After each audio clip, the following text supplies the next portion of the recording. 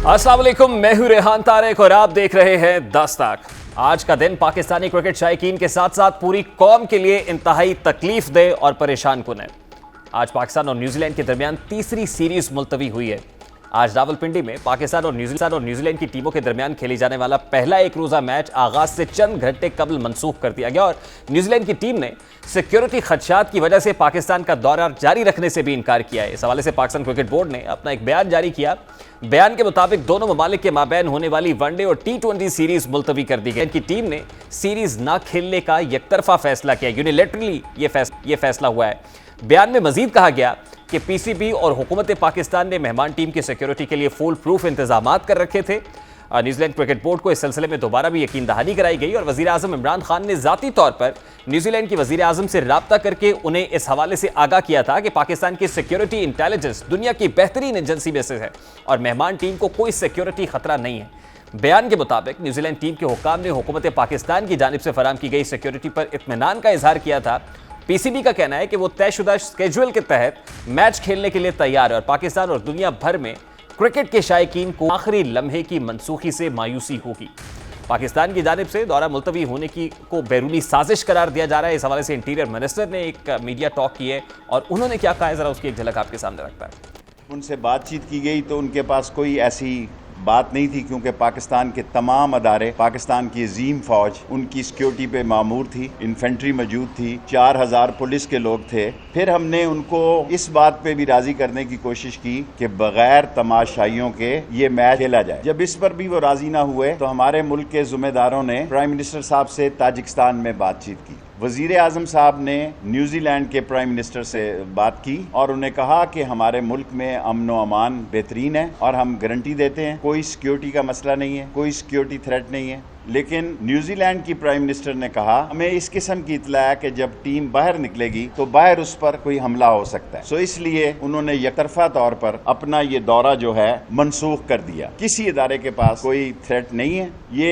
एक दोस्ताने पहने हुई बुनियादों पर इस दौरे को एक साजिश के जरिए मुलतवी ख़त्म किया गया। दोस्ताने पहने हुए हाथ पाकिस्तान को कुर्बानी का बकरा बनाने चाहते थे। अफगानिस्तान में कोई खून रेजी नहीं हुई।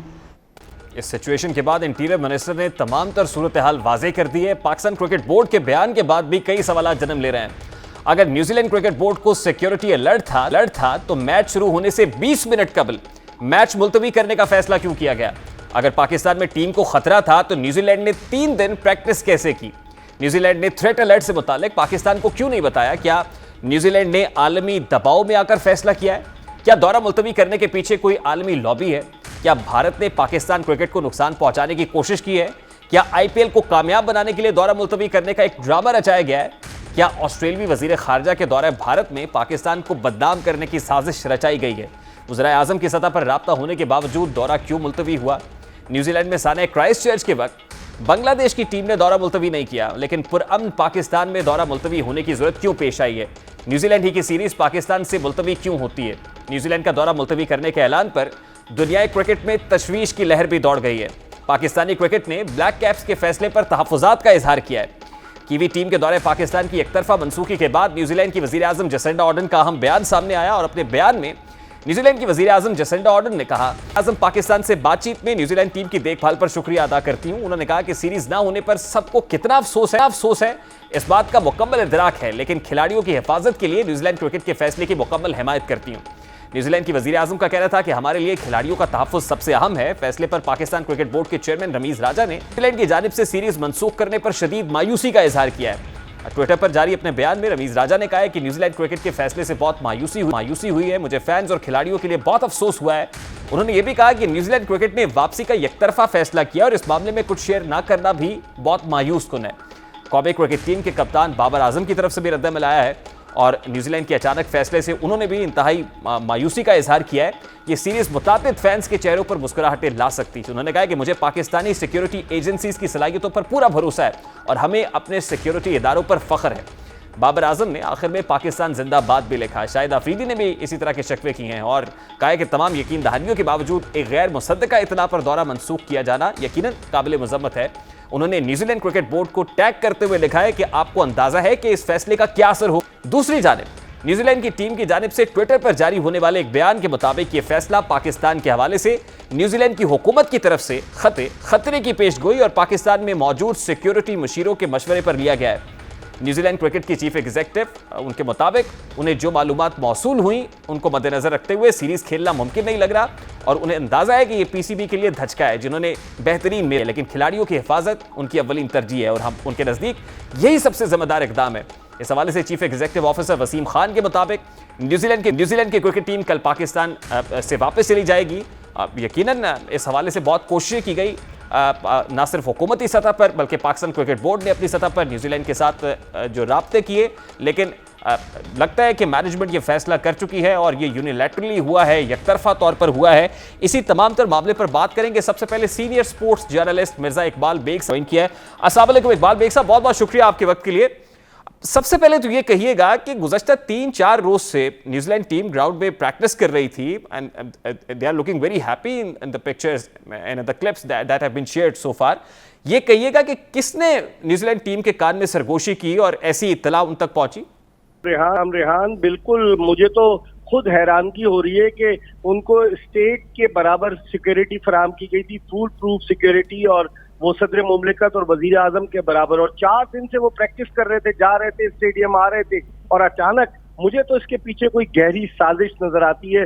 वो लोग जो पाकिस्तान में क्रिकेट को पनपते और फूलते फलते नहीं देखना चाहते, मुझे लग रहा है। और न्यूजीलैंड का मुझे ताना बाना इसलिए मिलता नजर आ रहा है कि अभी हाल ही में जब शशांक मनोहर, जिनका ताल्लुक भारत से है, आईसीसी के सदर की हैसियत से हटे, तो भारत ने सपोर्ट किया न्यूजीलैंड क्रिकेट काउंसिल के ग्रेगरी को, जो इस वक्त आईसीसी के सदर हैं। तो आखिर क्या वजह क्या थी? इससे पहले रिक डेगेसन की सरबराही में एक सिक्योरिटी टीम आई थी पाकिस्तान, जिसने सिक्योरिटी क्लियरेंस दी। रिक डेगेसन को दुनिया भर में लोग उनकी खिदमात लेते हैं और जहां जहां सिक्योरिटी खदशात होते हैं उन्हें भेजा जाता है। वो पाकिस्तान पहले भी आए, इस मर्तबा आए और उन्होंने क्लियर किया। तो हैरानगी की बात है। मैं समझता हूं कि पाकिस्तान क्रिकेट बोर्ड को इस मामले पर एक वाज़ेह मौक़िफ़ इख्तियार करना चाहिए। और मुझे तो रेहान आज 3 मार्च 2009 का वो दिन याद आ गया जब पाकिस्तान में श्रीलंकन क्रिकेट टीम पर गद्दाफी स्टेडियम लाहौर के बाहर हमला हुआ। यहाँ हमला तो नहीं हुआ, यहाँ टीम ने ऐन वक्त पर मैच के आगाज से 1 घंटा कबल मैच न खेलने का ऐलान किया। ये हैरत की बात है। इस पर सब परेशान है और इस पर तहकीकात होनी चाहिए, क्योंकि हमारा जो सिक्योरिटी का सिस्टम है, जिस तरह से वो लोग आए, जिस तरह हमें माजी में टीमें आई, हमने जिस तरह सिक्योरिटी दी, वर्ल्ड 11 आई नजम सेठी के दौर में। आप बिल्कुल दुरुस्त फरमा रहे हैं और खुदा ना करे कि 2009 के बाद जो हमारे क्रिकेट स्टेडियम्स को भुगतना पड़ा, हमारे क्रिकेट शायकीन ने देखा, वो फिर से दोहराया जाए। लेकिन जैसे आपने कहा कि they were provided with head of state level security, यानी इतनी फुल प्रूफ सिक्योरिटी और इतना सब कुछ कि इंग्लैंड क्रिकेट बोर्ड और न्यूजीलैंड क्रिकेट बोर्ड यहाँ पर गालिबन 21 सितंबर को आता है, उनका जो सिक्योरिटी डेलीगेशन है विजिट करता है, सिक्योरिटी क्लियरेंस दी जाती है और मैच से चंद घंटे कबल ही ये मैसेज आ जाता है कि ना सिर्फ मैच जो है वो नहीं खेले जा रहे बल्कि सीरीज भी मनसूख हो गई है। This is something very alarming. आप ये कह रहे हैं कि इसमें तो कोई साजिश दिखाई देती है और उसके ताने बाने यकीनन इंडियन मीडिया भी हम देख रहे हैं, वो इसको किस तरह से प्ले कर रहे हैं और कैसे हो रहा है। अब ये कहिएगा कि पाकिस्तान का स्टेट लेवल पर न्यूजीलैंड के साथ क्या राब्ता होना चाहिए? गो के प्राइम मिनिस्टर ऑफ पाकिस्तान ने प्राइम मिनिस्टर ऑफ न्यूजीलैंड से बात की है, लेकिन इस पर क्या कड़े से कड़ा रद्द-ए-अमल हो सकता है जो हम दे सकते हैं? देखिए रेहान, एक तो भारतीय मीडिया इस पर खुशी के शादियाने बजा रहा है। इससे पहले भी भारतीय मीडिया पाकिस्तान में कोई भी एक्टिविटी होती थी और जिस तरह 3 मार्च का वाकया हुआ तो सबसे ज्यादा हाइप उन्होंने बनाई, और फिर जब भी कोई टीम गैर मुल्की आने लगती तो भारतीय सोशल मीडिया पर लोग मुख्तलिफ किस्म के तासुरात का इजहार करते। लेकिन आप ये देखें कि वजीर आजम इमरान खान ने न्यूजीलैंड की वजीर आजम जसिंडा आर्डर्न से बात की और उन्हें यकीन दिलाया, और वो ये कहती हैं कि यहाँ पर मेरा अमल दखल नहीं है, ये फैसला न्यूजीलैंड क्रिकेट काउंसिल करेगी, उसके चीफ एग्जीक्यूटिव डेविड वाइट करेंगे। तो अगर सिक्योरिटी तो एक मैच मंसूख हो सकता था, उसकी वनडे सीरीज मंसूख हो सकती थी। 25 सितंबर से जब T20 सीरीज जो वर्ल्ड कप से कबल बड़ी अहम है खेली जानी थी, वो तो हो सकती थी। ये कहिएगा कि क्या न्यूजीलैंड वो भी भूल गया कि हमने तो एक्सट्रीम कोविड रिस्ट्रिक्शंस के अंदर वहां दौरा किया, हमारे प्लेयर्स जो है वो बायोसिक्योर बबल के अंदर रहे, जितना टेंस माहौल था, साइकोलॉजिकली दे वर अंडर प्रेशर, और हमने तो खुद न्यूजीलैंड को बहुत सपोर्ट किया है इस मामले को लेकर। तो इसके बावजूद न्यूजीलैंड किसी साजिश का हिस्सा बन सकता है? यही हैरत की बात है रेहान कि हमने कितना सपोर्ट किया हमारी टीम को, तो यहाँ तक कि धमकियां दे दी गई कि अगर अब आपने कोविड प्रोटोकॉल की खिलाफ वर्जी की तो वतन वापस भेज दिया जाएगा। खिलाड़ी कमरों में कैद रहे, बाहर से खाना रख दिया जाता था, फिर वो खुद निकल कर अपना खाना उठाते थे। मैं तो हैरान हूँ। और अभी गुज़िश्ता हफ्ते न्यूजीलैंड में ऑकलैंड में 6 लोगों को एक आदमी ने चाकू मारने का जो वाकया पेश आया, वो दहशतगर्दी नहीं है। देखिए इकबाल बेग साहब, आप बड़े रिसोर्सफुल जर्नलिस्ट हैं, बड़े बाखबर सहाफ़ी हैं, यकीनन क्रिकेट बोर्ड से भी आपके राब्ते होंगे। मुझे ये कहिएगा कि इस वक्त पाकिस्तान क्रिकेट बोर्ड क्या सोच रहा है, उनकी तरफ से क्या प्लान ऑफ एक्शन होगा? क्योंकि इंग्लैंड क्रिकेट बोर्ड जो है वो भी, उसका डिसीजन भी मुतवक्किल है कि कुछ ही देर में आ जाएगा, क्योंकि इंग्लिश क्रिकेट टीम को भी दौरे पाकिस्तान पे आना था and they are likely to cancel it. तो इसके तो बड़े सीरियस किस्म के रेपरकशंस होंगे। तो बोर्ड क्या इस वक्त सोच रहा है?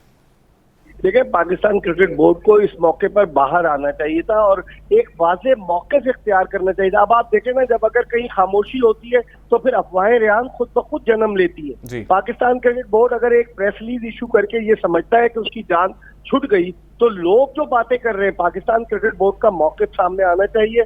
और मुझे तो लग रहा है कि इंग्लैंड की टीम भी अब पाकिस्तान नहीं आएगी, अल्लाह ना करे, लेकिन चांसेस बड़े रोशन है। और उसके बाद ऑस्ट्रेलिया ने जो हमें जनवरी फरवरी में आना है, वो भी अब पाकिस्तान नहीं आएगी। और इंग्लैंड क्रिकेट बोर्ड भी इस हवाले से फैसला जो है आइंदा 24 से 48 घंटों में करेगा कि वो दौरा करे या ना करे। तो मुझे नहीं लग रहा कि English and Wales cricket board ऐसी सिचुएशन में पाकिस्तान का दौरा करे।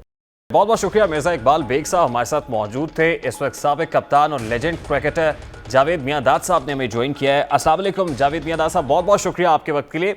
सबसे पहले तो ये फरमाइएगा कि आज न्यूजीलैंड क्रिकेट टीम ने जो किया है, दिस इज़ वेरी अनफॉर्चुनेट, लेकिन उसके बाद पाकिस्तान क्रिकेट बोर्ड का जो रद्द-ए-अमल आया, खासतौर पर रमीज़ राजा साहब ने काफ़ी वक्त गुजर जाने के बाद एक ट्वीट की है और उसमें इस मामले को आईसीसी के साथ उठाने का जो है वो इंदिया भी दिया है। क्या बेफिटिंग रिस्पॉन्स है ये चेयरमैन पीसीबी और पीसीबी की तरफ से? बात है कि जिस तरीके से ये न्यूज आई है, आप मतलब हम भी कोई भी सोच नहीं सकता कि न्यूजीलैंड को हुआ क्या कि ऐसे टाइम पे आके आप इस किस्म की बात कर रहे हैं, जबकि आप यहाँ आ चुके हैं, आपने देखा है कि कोई प्रॉब्लम नहीं है यहाँ पर, आपको मतलब अच्छी तरीके से बिल्कुल देखा जा रहा है, रखा जा रहा है।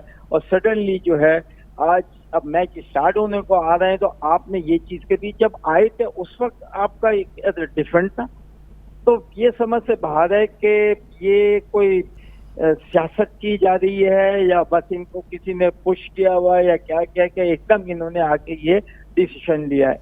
अच्छा, चेयरमैन पीसीबी अपने ट्वीट में लिख रहे हैं कि now they will hear us at ICC, यानी इंटरनेशनल क्रिकेट काउंसिल में वो कोई इस तरह का रिएक्शन देंगे या वहां पर जो है इस अपना प्रोटेस्ट रिकॉर्ड कराएंगे। तो आईसीसी के प्लेटफॉर्म पर, जहां पर ऑब्वियसली ये सब चीज़ें, ये प्रोपेगेंडा या ये प्लान्स बनते हैं, वहां पर हम क्या प्रोटेस्ट रिकॉर्ड करा सकते हैं ऐसे स्ट्रॉन्ग लोगों के सामने कि जहां पर इंडिया बैठा हुआ है, जहां पर इंग्लैंड है, जहां पर ऑस्ट्रेलिया है, फिर न्यूजीलैंड भी है, ऑब्वियसली इनकी एक से आईसीसी के अंदर, हम आईसीसी को क्या प्रोटेस्ट रिकॉर्ड करा सकते हैं सर? देखिए, करने को लाजिमत है कि हाईएस्ट अथॉरिटी जो है क्रिकेट की ऑल ओवर द वर्ल्ड जो है वो आईसीसी है और आईसीसी को इन चीजों को देखना पड़ेगा। अगर हमारा टास्क इनको बताना, ये सारी चीजें लेके जाएंगे तो बड़ी अच्छी बात है, ताकि हम देखें तो सही कि आईसीसी किस तरह से ऐसी चीजों को लेती है। तो जावेद मियां साहब, पाकिस्तान का सख्त से सख्त रद्द-ए-अमल क्या हो सकता है? देखिए, आईसीसी एक जो मेगा इवेंट कराने जा रहा है, that is T20 eyes, T20 international event है। कुछ लोगों का ये ख्याल है कि पाकिस्तान को शायद उससे बैक ऑफ करना चाहिए और आईसीसी को प्रोटेस्ट इस अंदाज में रिकॉर्ड कराना चाहिए। क्या ये ठीक होगा, ये तर्ज अमल? देखिए, बैक आउट होना, ये होना तो ये बहुत अर्ली बात है कि ये ऐसा तो नहीं है। अभी पहले ये देखना चाहिए कि हमें पता चले कि भाई इसका रीजन क्या था। आपने ये चीज जो की है, इसका कोई ना कोई आप जवाब तो दें।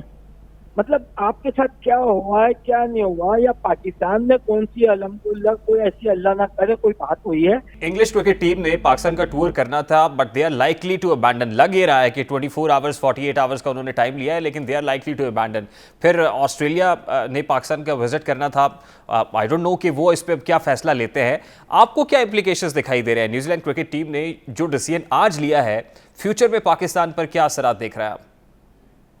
दो चीजें हैं, लाजमी बात है, टिट फॉर टैट जरूर करना चाहिए। हमें भी है ना इस तरीके से हो, तो अब जब फिर उनको समझ आएगी कि एंड टाइम पे करने की क्या वो होती है, कितना फर्क पड़ता है कंट्री पे, कंट्री के लोगों को, जो क्रिकेट को जो बहुत लोग जानते हैं, समझते हैं, खुश होते हैं, वेट कर रहे होते हैं। तो उनके ऊपर कैसा धक्का लगता है, राइट। तो ये चीज जैसे बोला है रमीज, बिल्कुल के टाइम आएगा ना, वक्त आएगा आईसीसी की मीटिंग, उसके अंदर ये चीज लेके जाना चाहिए। तो ये बताइएगा कि ये स्केड्यूल जो है डिस्टर्ब होने से क्या हमें कोई ऑल्टरनेटिव दिया जाएगा कि ये सीरीज पाकिस्तान में नहीं कहीं और पे हम स्केड्यूल कर सकते हैं, या कोई ऐसा ऑल्टरनेट अगर आईसीसी देता है तो फिर हमारा क्या रिएक्शन होना चाहिए उस पर? नहीं देखिए, पहली बात तो अभी न्यूजीलैंड ने कुछ बताया ही नहीं है, ना खेलने का वजह कोई बताया ही नहीं है। आप सबसे बड़ी बात तो यही है ना, विदाउट खेले आप कह रहे हो कि मैंने अभी बताया ना कि एक बंदे को भेजा था कि यार तू बैट लाइट, तो अभी वो खेला नहीं बॉल, वो कह रहे बैट लाइट, तो अंपायर ने कह रहा बॉल तो तुम खेले नहीं हो, बैट लाइट। सिक्योरिटी अलर्ट था और हमें कुछ ऐसा अलर्ट मौसूल हुआ है जिसकी वजह से हमने फैसला किया, और फिर प्राइम मिनिस्टर ऑफ पाकिस्तान ने जसिंडा आर्डर्न से भी बात की है, लेकिन वो ये कहती है कि ये बोर्ड का फैसला है, ये उनका फैसला नहीं है, बोर्ड का डिसीजन है। अगर जब भी ऐसी चीज होती है तो सबसे पहले है ना, आप है ना पाकिस्तान क्रिकेट बोर्ड को बताते हैं, राइट, क्योंकि आप पाकिस्तान के अंडर हैं, Pakistan cricket board is looking after you, right. ये हमारा फर्ज है। अगर आपके साथ कोई चीज या कोई है तो आप पहले पाकिस्तान से शेयर करेंगे, ताकि पाकिस्तान देखे तो सही कि क्या है क्या नहीं है, और आपको बताए भी। आपने बगैर उसके किए और कल तक तो बिल्कुल सही, आज से और विद इन टाइम आपके ना बुकिंग भी हो गई और आप जाना चाह रहे हैं, राइट। ये समझ से बाहर है। आप किसी को भी किसी कंट्री में भी इस किस्म के जो हालत होंगे वो उस कंट्री के लिए अच्छे नहीं है। देखिए जावेद भाई साहब, आईसीसी के यकीनन कोई ना कोई रूल्स में, उनके बायलॉज के अंदर कोई तो ऐसी शिक मौजूद होगी कि जब कोई बोर्ड यूनिलेटरली कोई डिसीजन लेता है और ऐसे आनंद फानन डिसीजन लेता है चंद घंटे पहले, मैच शुरू होने से पहले, तो उसको कैसे पेनलाइज किया जा सकता है, या कोई इन्वेस्टिगेशन करने के बाद तहकीकात में अगर वो उसका डिसीजन गलत मालूम हो तो उस पर क्या पेनल्टी आयद हो सकती है? ऐसा कोई कानून तो मौजूद होगा। मेरा मतलब देखिए, ये क्या है कि ये पेनल्टी और ये वो का तो मुझे नहीं पता, क्योंकि बोर्ड जो है ना, आईसीसी एक बस इदारा है, दे डोंट हैव एनी, उनके पास कोई पावर नहीं, ना कभी उन्होंने पावर यूज की है, राइट। हालांकि होना ये चाहिए, जब बोर्ड बने उसके लिए उसके पास पावर होना चाहिए, और पावर ये होनी चाहिए कि किसी भी कंट्री करे तो वो कंट्री को डिबार कर दिया जाए। और हमारे मुल्क को, क्या अगर हमारे मुल्क को आप इस तरीके से कह के जा रहे हैं जिसका कोई, आप विदाउट गिविंग एनी कोई चीज के आपके पास कोई शवाहिद ही नहीं है, और उसके बाद तो लाजिम आता है कि आपका इंप्रेशन देना दूसरी कंट्री को, दूसरे लोगों को भी। बहुत बहुत शुक्रिया जावेद मियांदाद साहब, साबिक कप्तान जावेद मियांदाद साहब हमारे साथ मौजूद थे। गुफ्तगू आपने सुनी। सूरत हाल तो ख़राब हुई है और खदशात बढ़ते चले जा रहे हैं। अक्टूबर में इंग्लैंड की टीम पाकिस्तान के दौरे पर आ रही थी, लेकिन इंग्लैंड बोर्ड की जानिब से बयान जारी कर दिया गया है कि वो अपनी सिक्योरिटी टीम जल्द पाकिस्तान भेजेंगे और फिर हतमी राय कायम करेंगे कि ऐसा हो सकेगा या नहीं हो सकेगा। इस हवाले से रशीद अहमद साहब ने भी बात की है, वो क्या कहते हैं जरा वो भी आपको सुनवाते हैं। इंग्लैंड की टीम जो फैसला करेगी ये उसका फैसला है, हम उसके भी इंतजामात हमारे मुकम्मल हैं। उन्होंने मुझे अभी वजारत ने आते आते हुए मिनिस्ट्री ऑफ इंटीरियर ने इतला दी है, इंग्लैंड की टीम भी इन्हीं बातों पर गौर कर रही है और 24 या 48 घंटे में फैसला करेगी। ये उनका फैसला है, हम उनको भी वेलकम करने के लिए तैयार हैं। हमारे मुल्क में सिक्योरिटी का अल्हम्दुलिल्लाह क्रिकेट के लिए कोई मसला नहीं है, ना न्यूजीलैंड की टीम के लिए था और ना अगर इंग्लैंड आ रही है उसके लिए होगा। इंटीरियर मिनिस्टर को आपने सुना है। हालिया वाकयात का जायजा लिया जाए तो खदशा है कि सारे मामलात एक बार फिर पाकिस्तान को तनहा करने की साजिश है, क्योंकि हमारे यहाँ इस हवाले से फुल प्रूफ सिक्योरिटी के अरेंजमेंट्स किए गए थे, सिक्योरिटी कोई थ्रेट मौजूद नहीं है, तो फिर पाकिस्तान को कौन आइसोलेट करने की कोशिश कर रहा है। बात करेंगे इस वक्त senior defence analyst lieutenant general retired Amjad Shoaib साहब ने हमें ज्वाइन किया है। अस्सलाम वालेकुम जनरल साहब, बहुत बहुत शुक्रिया आपके वक्त के लिए। जनरल साहब, आज इंटीरियर मिनिस्टर ने भी ये जो कुछ हुआ है, आज न्यूजीलैंड क्रिकेट टीम ने जो फैसला किया उसके बाद अपनी प्रेस कॉन्फ्रेंस में कहा कि दस्ताने पहने हुए हाथ हैं इसके पीछे। ये दस्ताने पहने हुए हाथ किसके हैं जनरल साहब? बिस्मिल्लाहिर्रहमानिर्रहीम। देखिए, मैंने इस पे कुछ तहकीक कर ली, इंटेलिजेंस एजेंसी वगैरह से भी कुछ थोड़ी इंफॉर्मेशन ली। अब इसमें जो बैकग्राउंड में जो मुल्क है, अभी बैकग्राउंड में तो है वो हमने मतलब अपने तौर पे मुझे बताया गया, लेकिन बाहर पब्लिक में तो यही है कि जो न्यूजीलैंड अचानक चला गया तो क्या वजह हो गई। इसके पीछे भारत और अमेरिका, मकसद ये है कि पाकिस्तान में हमने ऐसे हालात पैदा करने हैं या दुनिया को बताने हैं जिससे पाकिस्तान में इन्वेस्टमेंट वगैरह ना आए और यहाँ पे इकोनॉमी पे उसका मंफी असर पड़े। ये पॉलिटिकल मसला है जो जिल्लत उठा के यहाँ से निकले अफगानिस्तान से, जिसका हमसे कोई वास्ता नहीं है, हम तो फैसिलिटेट करते रहे, लेकिन ये वो दुख है जिसकी वजह से वो आपके ऊपर उनको ख्याल है कि आपका शायद इन्फ्लुएंस ऐसा था। तो ये एक पॉलिटिकल इशू है जिसको इस तरीके से खेला जा रहा है और इसमें भारत इसका सबसे आगे। भारत ने ये इसमें इंडियन क्रिकेट बोर्ड ने बरतानवी क्रिकेट बोर्ड को इन्फ्लुएंस किया, जबकि इंटेलिजेंस इंफॉर्मेशन जो मैंने हासिल की उसके मुताबिक कतन कोई थ्रेट नहीं है, कोई कहीं ऐसा मसला नहीं है, खास तौर पे जहां ये मैचेस होने थे अभी कोई ऐसी प्रॉब्लम ऐसा मसला नहीं है। और जैसा बोले other side they were provided with state level security, यानी इतनी full proof security New Zealand cricket team को दी गई थी और गुज़श्ता 4-5 रोज से वो प्रैक्टिस भी कर रहे थे और वो स्टेडियम में कर रहे थे, आ जा रहे थे अपने होटल से। तो ये कहिएगा कि अफगानिस्तान के अंदर जो सिचुएशन हुई है उसके बाद अमेरिकन सेक्रेटरी ऑफ स्टेट का गुज़श्ता रोज़ का एक बयान है, वो भी बड़ा एक कॉन्ट्रोवर्शियल है, उसकी तरफ हमारे फॉरेन ऑफिस की तरफ से उसकी भी तरदीद की गई है और सख्त रद्द-ए-अमल दिया गया है। तो ये कहिएगा कि क्या हमें किसी बात की सजा दी जा रही है इस पस मंजर के अंदर? जी देखें, इसमें जो वर्शंस हैं वो दो है।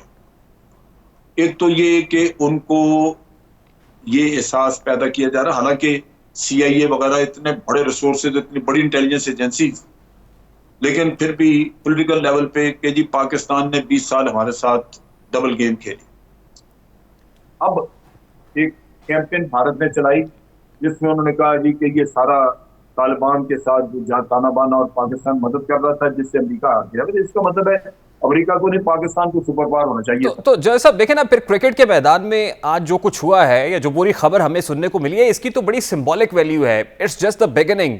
तो मुस्तकबिल करीब में हमें किस किस्म की पाबंदियों का सामना करना पड़ सकता है आलमी बरादरी की तरफ से? फिर देखिए, पाबंदियां दो तो आपके सामने पहले ही हैं कि आपको FATF में फंसाया हुआ है जो कि बिल्कुल नाजायज, और दूसरी तरफ आपको IMF के चक्कर में डाल दिया हुआ है। और ये जो डॉलर की कीमत बढ़ रही है और सारा कुछ, ये उनके ही माफिया, वरना वो आपसे बात नहीं करेंगे। उन्होंने एक आपको ट्रांशे दिया था या 2 दिए थे, उसके बाद उन्होंने नहीं दिए। ये आपके यहाँ कैओस पैदा करना चाहते हैं जिससे महंगाई मजीद बढ़े और हुकूमत जो है वो अवाम में उसकी थोड़ी बहुत भी अगर पजीर आई है तो वो खत्म हो जाए। उसके अलावा यहाँ पे इन्वेस्टमेंट ना आए, इनसिक्योरिटी क्रिएट की जाए ऐसी कि पाकिस्तान के अंदर कोई इन्वेस्टर आने से पहले 10 दफा सोचे कि मुझे वहां जाना चाहिए या नहीं। और आखिर में आप ये ज़हन में रखिए कि अगर यहाँ पे टेररिज्म होता है तो मुजरिम यही लोग हैं, यही कराएंगे। जैसा देखिए ना, ये वक्त बड़ा अहम है। एक ऐसे वक्त में ये सब कुछ हो रहा है सर कि जब वजीर आजम ताजिकिस्तान में है, वहां पर यकीनन रशिया भी है, ईरान भी है, पाकिस्तान और दीगर जो रीजनल कंट्रीज हैं लाइक माइंडेड, वो कुछ एग्रीमेंट्स भी साइन कर रहे हैं। ऐसे वक्त में ये होना, इसमें क्या पैगाम छुपा हुआ है? दरअसल इसमें पैगाम यही है कि आप वहां पे इन्वेस्टमेंट मांगने के लिए, इन्वेस्टमेंट की दावत देने के लिए ताजिकिस्तान में गए। SCO कॉन्फ्रेंस भी थी, लेकिन उससे पहले जाने का मकसद यही था कि वहां उनके चैम्बर ऑफ कॉमर्स वगैरह से मीटिंग्स हों, और आपने देखा कि मीटिंग्स वगैरह हुई, लेकिन उनका तो अभी तो बातचीत ही है ना। उनको ये मैसेज पहले ही दे दिया गया कि बस बातचीत से आगे ना बढ़ना, यहाँ तो सिक्योरिटी के इशू है। तो ये मैं समझता हूँ एक बड़ी घिनौनी साजिश है जिसमें ये 3-4 मुल्क शामिल हैं, और ये सिर्फ हमारे खिलाफ नहीं है, ये चाइना के खिलाफ ही है। चाइना सबसे बड़ा इन्वेस्टर है यहाँ। तो इस वजह से हमें, मेरा ख्याल है कि इसको स्क्योरली फेस करना चाहिए, इंटरनेशनली इसको कंडेम करना चाहिए, इसके ऊपर मुख्तलिफ सतह पे हमें कमेंट्स दे के और इंटरनेशनल मीडिया को इसमें इन्वॉल्व करना चाहिए। ये बड़ा ज़रूरी है कि आप इस चीज़ को कंडेम करें, बरमला कहें कि कतल कोई थ्रेट नहीं। अगर थ्रेट होती तो सबसे पहले हम बताते, लेकिन ये सारा ड्रामा रचाया गया है, एक शैतानी अमल है इस वजह से। और इसमें बरतानिया को भी आप इसमें रगड़ा दे सकते हैं और न्यूजीलैंड को, तो ये बात होनी चाहिए। बिल्कुल, ये दो पाबंदियों से मुतालिक बात कर रहे हैं। FATF है जो अपेरेंटली दिखाई देती है, फिर IMF है। बड़े सीरियस इंप्लीकेशंस होने वाले हैं, खासतौर पे पाक US टाइज को लेकर जो इस वक्त टेंशंस दिखाई दे रही हैं, इस पर भी हमें बात करनी है। अभी एक ब्रेक लेंगे। पाक अमरीका ताल्लुकात क्या रुख इख्तियार करेंगे, इस पर बात करेंगे इस ब्रेक के बाद। हमारे साथ ही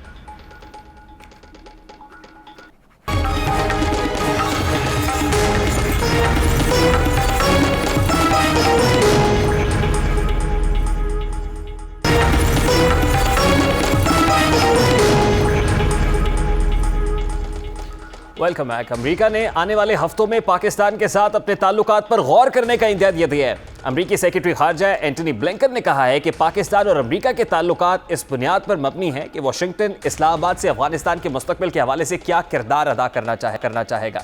महकमा खारजा के तर्जुमान नेड प्राइस ने न्यूज़ ब्रीफिंग के दौरान कहा है कि हम पाकिस्तानी हम मनसबों और क़यादत से मुसलसल राब्ते में हैं और हमने अफगानिस्तान से मुताल्लिक तफसीली बात की है।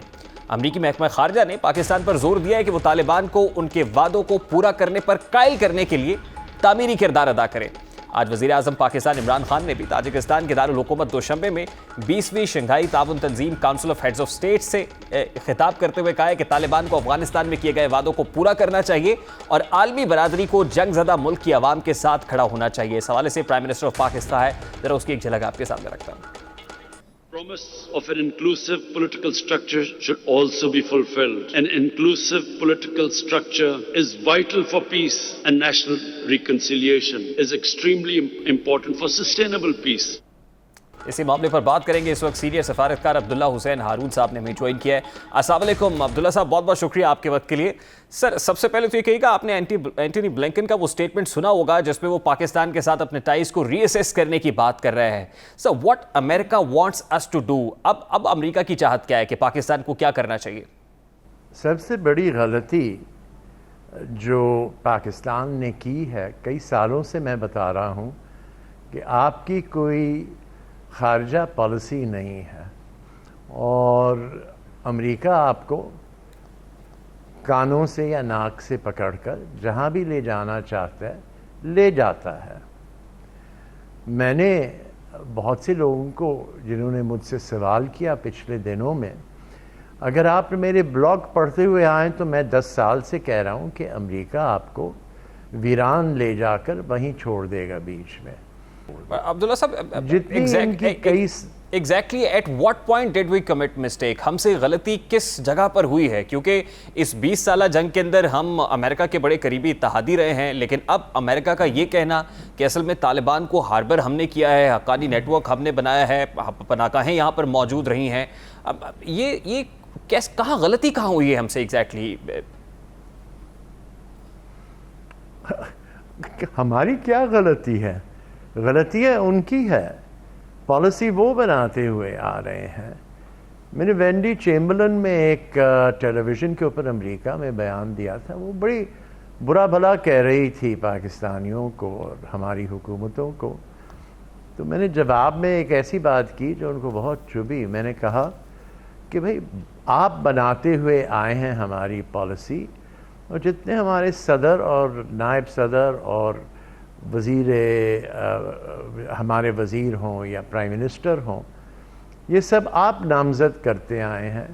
तो अगर आप उनको आज बुरा भला कह रहे हैं तो आपको यकीनन मालूम होगा क्योंकि आपने ही इन्हें चुना था। ऑब्वियसली आलमी सफ़बंदी के अंदर कुछ तब्दीलियाँ तो रूनुमा हो रही हैं और वाज़े तौर पर पाकिस्तान जो लाइन ले रहा है, अभी ख़ुद वज़ीर आज़म इमरान खान साहब ताजिकिस्तान में मौजूद हैं, फिर गोल्डन रिंग की बात की जा रही है।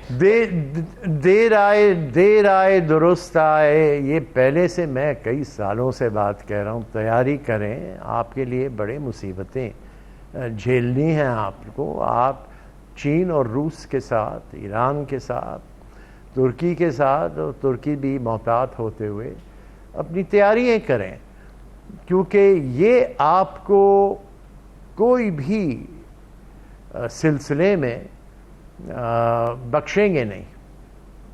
Then are we ready to face the implications? जैसे आप कह रहे हैं कि ये कहना इतना आसान तो नहीं था, अगर हमने तो आप क्या कह दिया है तो हम तैयार हैं उन असरात को भुगतने के लिए। सर, फिर फैटफ की ग्रे लिस्ट में तो हम ऑलरेडी मौजूद हैं। असरात की बात ये है कि कई मुल्क हैं जो फेस करते हैं इन मामलों को, और इन्होंने आपको उन्हीं मुल्कों में शामिल किया है, ख्वाह वो ईरान हो, नॉर्थ कोरिया हो, मुख्तलिफ और हो। तो बग़ैर तैयारी किए हुए इस तरह के बयानात देना, या हमारी खारजा महाज के ऊपर जिस तरह के स्टेटमेंट्स आ रहे हैं उसका रद्दअमल भी आ रहा है, क्या हम खुद को आइसोलेट नहीं कर लेंगे फिर अब्दुल्ला हुसैन साहब? आइसोलेट किससे करेंगे आप? किससे? At this point in time तो अमेरिकन एंड से लग रहा है। खजाना अमेरिका के लिए कौन सा आपको एड दिया, जरा बताएंगे मुझे आप? देखिए एटलीस्ट वो मैनिपुलेट तो करता है। रकूमात आपको दिए थे 12 साल पहले, 10 साल पहले, वो खत्म हो गया था उस वक्त, उसके बाद तो कुछ नहीं आया। अब्दुल्ला साहब, IMF के प्रोग्राम में हम मौजूद हैं, वर्ल्ड बैंक से हम लोन ले रहे हैं, इंटरनेशनल डोनर्स के पास हम गए हुए हैं। IMF देखिए, इतना तो आपके मुंह में नवाला डालेंगे कि आप बिल्कुल एक पागलपन इख्तियार ना करें, लेकिन उन्होंने आपके लिए कई सालों से कुछ अच्छा नहीं सोचा। इन आइदर केस इस वक्त हमारे पास वो तैयारी का मौका है, यानी hope for the best and prepare for the worst वाली बात तो है, लेकिन हम जैसे आपने कहा तैयारी तो हमने नहीं की थी, तो वो कौन से स्टेप्स हैं जिस पर हमें अपने आप को तैयार करने की जरूरत है? फॉर द वर्स्ट, आप मुझे बताइए कि अंग्रेज़ों ने पहली और दूसरी जंग अजीम में तैयारी जब की थी तो खुराक पे वो कहते थे कि कई जगहें हम बूट पुराने गरम करके उसे उबाल के हम चबाने की कोशिश करते थे। खैर, अगर वो उन्होंने ज़्यादा ही कुछ कहा हो, लेकिन आपने क्या किया है? आप अब तक प्राइम मिनिस्टर प्रोग्राम, फला पैसे कहाँ हैं आपके पास? आपके कर्जाजात बढ़ते जा रहे हैं, आपके हर तरफ से मुसीबतें आपके बढ़ रही हैं। दोस्त कौन है आपका? अरबों को बड़े फ़ख्र से आप दोस्त कहते थे, क्या अभी भी कह सकते हैं? याद रखिए कि हिंदुस्तान से जब भी जंग हुई, इंडोनेशिया आपकी मदद आया, ईरान आपकी मदद आया। आपने इतना ज़्यादा अरबों के साथ क्यों अपना फ़िक्र और मुसीबत रखा है? अब्दुल्ला हुसैन हारून साहब हमारे साथ मौजूद थे। अभी एक ब्रेक लेनी है, ब्रेक के बाद वापस आएंगे। वज़ीर आला बलूचिस्तान के खिलाफ तहरीक अदम एतमाद की कामयाबी के कितने इम्कानात हैं, इस मामले को उठाएंगे इस ब्रेक के बाद हमारे साथ।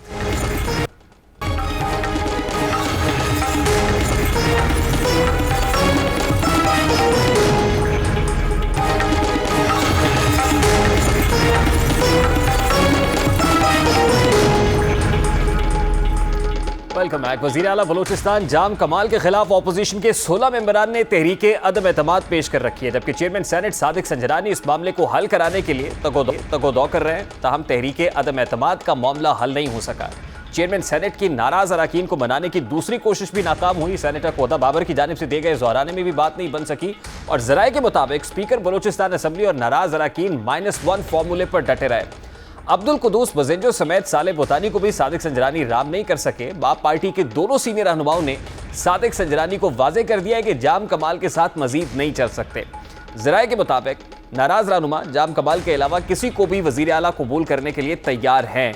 ज़राए के मुताबिक जाम कमाल के खिलाफ अदम एतमाद कामयाब होने के बाद अपोजिशन और हुकूमती मेंबरान की जानिब से अब्दुल कुदूस बज़ेंजो वज़ीर आला बलूचिस्तान के उम्मीदवार हो सकते हैं। अब्दुल कुदूस बज़ेंजो इससे कबल भी वज़ीर आला बलूचिस्तान रह चुके हैं, और ज़राए ने यह भी दावा किया है कि अब्दुल कुदूस बज़ेंजो ने भी हुकूमती और अपोजिशन मेंबरान से राब्ते तेज कर दिए हैं, और अब्दुल कुदूस बज़ेंजो को अब तक 40 मेंबरान सुबह हिमायत भी हासिल है।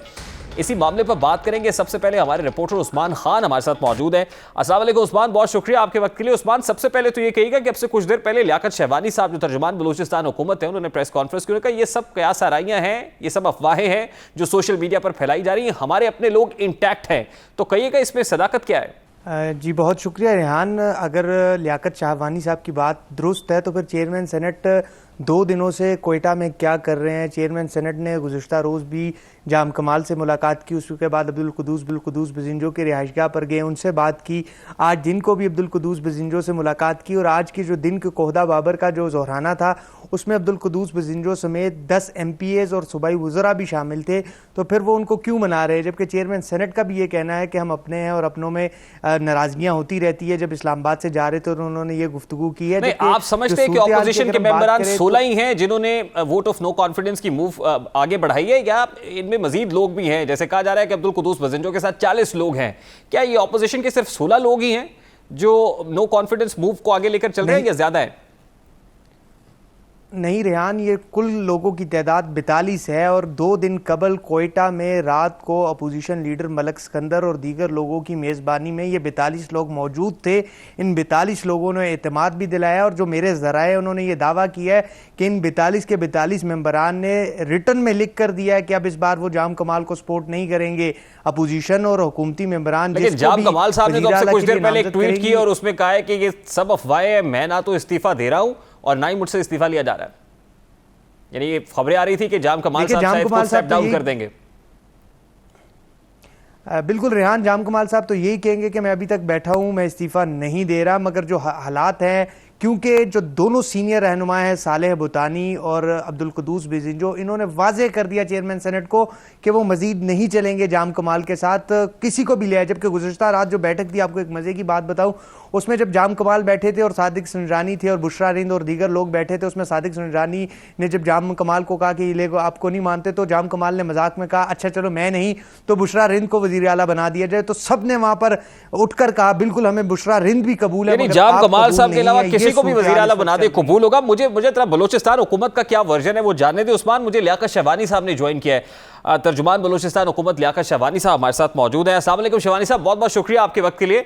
शहवानी साहब, सबसे पहले तो ये कहिएगा कि डेडलॉक कहां पर है, क्योंकि चेयरमैन सेनेट खुद कोयटा में मौजूद हैं, आपकी जो मरकजी क़ियादत है वो कोयटा में है, डेडलॉक कहां पर है, आपके लोग क्यों नहीं मान रहे? कोई डेडलॉक नहीं है, डेमोक्रेटिक प्रोसेस है। एक फैमिली के अंदर भी रिजर्वेशन होते हैं, लोगों की इश्यूज होते हैं। पॉलिटिकल पार्टी है, डेमोक्रेटिक पार्टी है, नॉट ओनली इन बलूचिस्तान, दीगर सूबों में, वफाक में, दुनिया के किसी भी मुल्क में पॉलिटिकल डिफरेंसेस आ जाते हैं। और फिर बेहतरीन तरीका भी यही है कि फिर दोस्तों को मनाने के लिए जो सीनियर हैं, पार्टी की सीनियर हैं, लीडर्स हैं, जिनका रिगार्ड है, जिनका ऑनर है, वो इंगेज हो जाते हैं और फिर जो दोस्त हैं उनके रिजर्वेशन सुनते हैं, एड्रेस हो जाते हैं और पहली दफा नहीं। लेकिन शहवानी साहब, ऐसे क्या रिजर्वेशंस हैं? देखिए, सेनेटर कोदा बाबर हूं, सेनेटर अब्दुल कादिर, फिर खुद चेयरमैन सेनेट और दीगर लोग सभी, यानी जो आपकी सेंट्रल लीडरशिप है वो इस वक्त वहां पर मौजूद है। इसका मतलब मामला तो हसास है ना, कोई आसान बात दिखाई नहीं दे रही।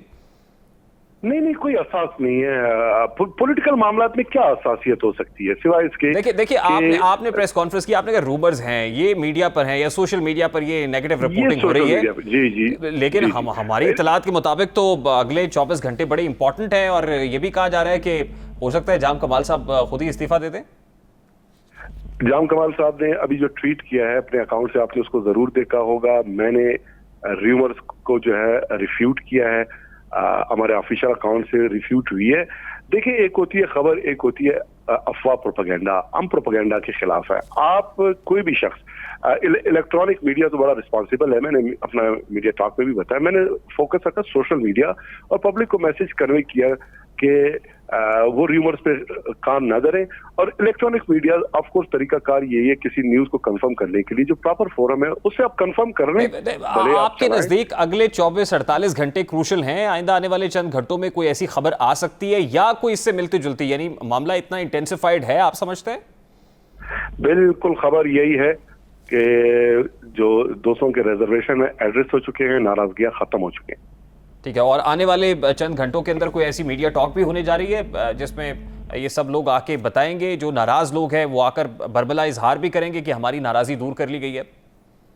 देखिए, चेयरमैन सेनेट सादिक संजरानी साहब लीड कर रहे हैं इस मुसालियती अमल को और उनके साथ हमारे सीनियर जो है रहनुमा हैं, सेनेटर्स हैं, MNAs हैं।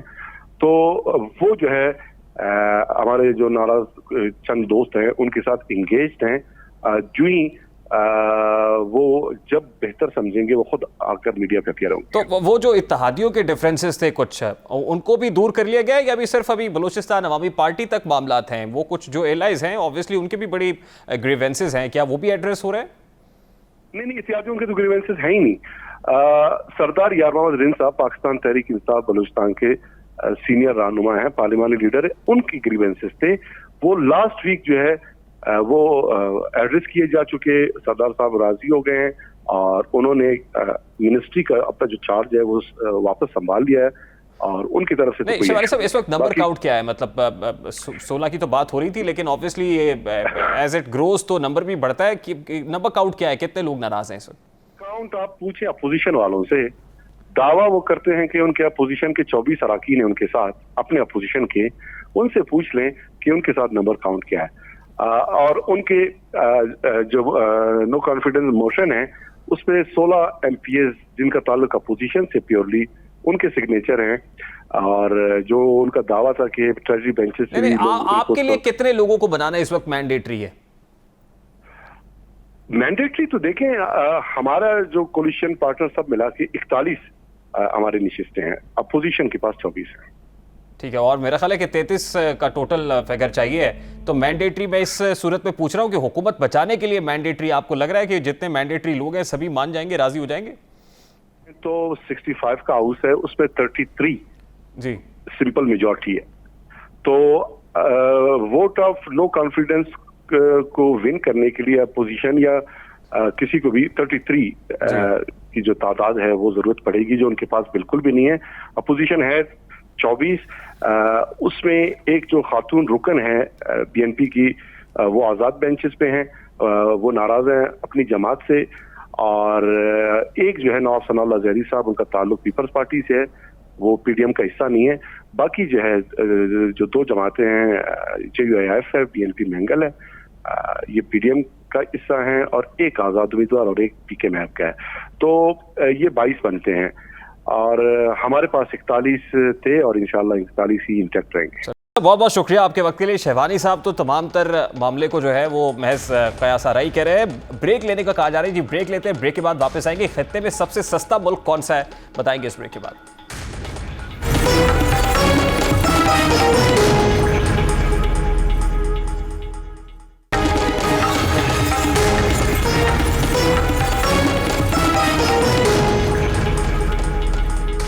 Welcome back. पेट्रोलियम मसनूआत की कीमतों में इजाफा हुआ, महंगाई के तूफान के खतरे से खबरदार किया गया, लेकिन हुकूमत की जानिब से खित्ते की कीमतों का मवाजना करके आवाम को मुतमईन करने की कोशिश की जा रही है। गुज़श्ता रोज वज़ीर इत्तलात फवाद चौधरी ने दावा किया कि पाकिस्तान की क़ुव्वत ख़रीद हिंदुस्तान से बेहतर है। 75% आबादी की आमदनी में भी खातिर खा इजाफा हुआ है। तनख्वाहदार तबके की मुश्किलात अपनी जगह, लेकिन 60% आबादी ज़राअत से वाबस्ता है, जिनको 1100 अरब रुपये इजाफी आमदनी हुई है। तामीरात और इंडस्ट्री से वाबस्ता करोड़ों लोगों की आमदन में भी इजाफा हुआ है। मिस्त्री और मजदूर की दिहाड़ी 3 गुना भी बढ़ी है। वज़ीर इत्तलात के बयान के बाद आम पाकिस्तानी के ज़हन में दर्जनों सवालात आ रहे हैं। अगर पाकिस्तान में खित्ते के दीगर ममालिक के मुकाबले में कीमतें कम हैं, तो क्या पाकिस्तानियों की क़ुव्वत ख़रीद इन ममालिक के शहरियों से ज़्यादा है? पाकिस्तान और दीगर ममालिक में फ़ीकस आमदन क्या है? शहरियों में बेरोज़गारी और गुर्बत की शरह क्या है? क्या तेल की कम कीमत का शहरियों के मयार ज़िंदगी से मवाजना किया जा सकता है? दीगर ममालिक में अफराते ज़र कितनी है? शहरियों की क़ुव्वत ख़रीद का जायज़ा कैसे लिया जा सकता है? इन तमाम तर सवालात का जायज़ा आपके सामने रखते हैं। किसी भी मुल्क में शहरियों की क़ुव्वत ख़रीद का जायज़ा वहाँ रोज़गार, अफराते ज़र, GDP और गुर्बत की शरह का मवाजना करके किया जा सकता है। फवाद चौधरी के बयान के अगले ही रोज़ इदारा शुमारियात ने लेबर फोर्स सर्वे के नताइज जारी किए हैं, जिसमें इंकशाफ किया गया है कि PTI के 1 साल के दौरान मुल्क में 1.1% बेरोज़गारी में इजाफा हुआ है। सर्वे के मुताबिक मुल्क में 2017-18 के दौरान बेरोज़गारी की शरह 5.8% थी, और मौजूदा हुकूमत के पहले साल यानी 2018-19 में बढ़कर ये 6.9% पर जा पहुंची है। सर्वे के मुताबिक साल 2019 में नौकरियां तलाश करने वालों की तादाद में 9,20,000 अफराद का इजाफा हुआ है, और यह तादाद इससे गुज़श्ता साल 37,90,000 के मुकाबले में बढ़कर 47,10,000 हो गई है। यकीनन सोचने की बात है आपके दावे आदाद शुमार पर, लेकिन रियलिटी अपनी जगह पर है। प्रोग्राम का वक्त अपने इख्तिताम को पहुंचे। आपसे मुलाकात होगी इंशाल्लाह अगले हफ्ते। अपना रखिए।